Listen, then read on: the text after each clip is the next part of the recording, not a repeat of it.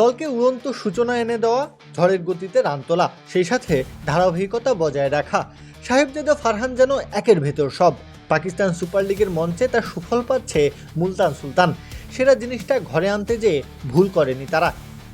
প্রতিপক্ষকে টার্গেট দেওয়াই হোক কিংবা রান তাড়া করা, ফারহানের ব্যাট যেন একটা কথায় বলে, মেহুনা। ক্রিজে যতক্ষণ আছেন বোলারদের ঘুম হারাম করে ছাড়ছেন, যেন স্বেচ্ছায় না থামলে তাকে থামানোর সাধ্য কারণেই।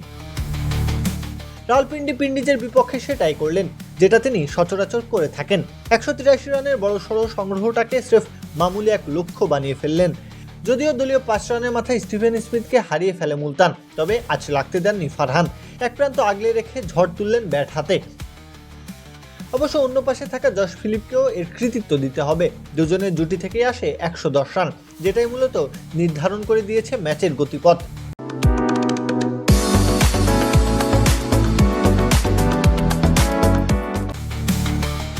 এবারের আসরের দ্বিতীয় ম্যাচে সেঞ্চুরি হাঁকিয়েছিলেন, যেন গত আসরে যেখানে শেষ করেছিলেন সেখান থেকেই শুরু করলেন।